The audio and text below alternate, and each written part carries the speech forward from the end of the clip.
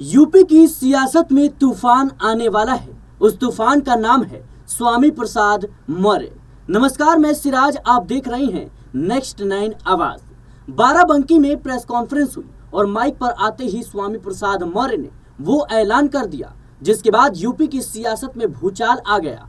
PDA यानी पिछड़ा दलित अल्पसंख्यक, जिसके सहारे अखिलेश यादव ने लोकसभा चुनाव में बड़ी सफलता पाई और अब स्वामी प्रसाद मौर्य उसी रास्ते पर चल गए हैं। इतना ही नहीं, मायावती के साथ उन्होंने हाथ मिलाने पर भी बड़ा संकेत दिया। बता दें दर्शकों कि जो स्वामी प्रसाद मौर्य हैं वो तीसरा मोर्चा बना रहे हैं 9 पार्टियों के साथ मिलकर, लोक मोर्चा। और सिर्फ इतना ही नहीं, स्वामी प्रसाद मौर्य ने खुद को 2027 के लिए मुख्यमंत्री पद का प्रबल दावेदार भी घोषित कर दिया है। मायावती की तारीफ या सियासी चाल, अब जरा सुनिए ये बयान जिसने कहीं ना कहीं बसपा से लेकर सपा तक सबको सोचने पर मजबूर कर दिया। बीजेपी, बीएसपी और सपा के सभी मुख्यमंत्रियों में से मायावती सबसे बेहतर थी। ये बयान स्वामी प्रसाद मौर्य के हैं। आगे कहते हैं कि उनके राज में कानून का डर था, उनके फैसलों की गूंज पूरे देश में थी। रुकिए, बात यही खत्म नहीं होती। मौर्य ने मायावती की तारीफ तो की, लेकिन आगे जो कुछ कहा वो बसपा को चौंकाने वाला था।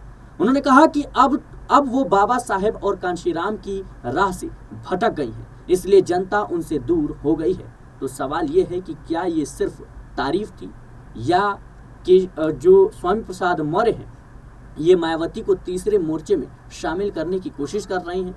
तीसरा मोर्चा किसे फायदा होगा, ये भी बड़ा सवाल है। बता दें दर्शकों कि राजनीतिक विश्लेषक कहते हैं कि सपा को डर है कि यादव और मुस्लिम समीकरण टूट सकता है, तो वहीं भारतीय जनता पार्टी भी स्वामी प्रसाद मौर्य और मायावती के गठबंधन से डर रही है। बीजेपी को चिंता है कि गैर यादव और ओबीसी वोटर्स पर मौर्य की पकड़ भारी पड़ सकती है और अगर मायावती इस गठबंधन में शामिल हो जाती है तो फिर दलित वोट बैंक का एक बड़ा हिस्सा सीधे लोक मोर्चा की झोली में जा सकता है।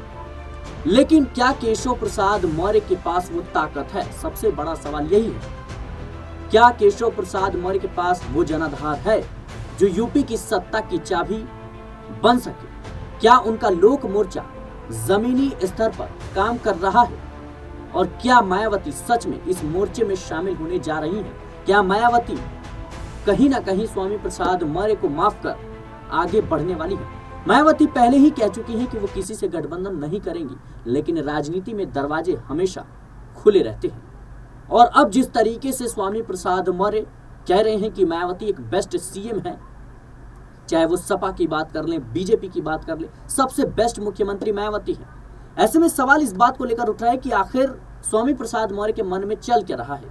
क्या मायावती को वो अपने तीसरे मोर्चे यानी लोक मोर्चा में शामिल करना चाहते हैं या फिर अपनी पार्टी का विलय वो बसपा में करवाना चाहते हैं? फिलहाल इन तमाम कयासों को लेकर आपकी क्या राय है, हमें कमेंट बॉक्स में जरूर बताएं।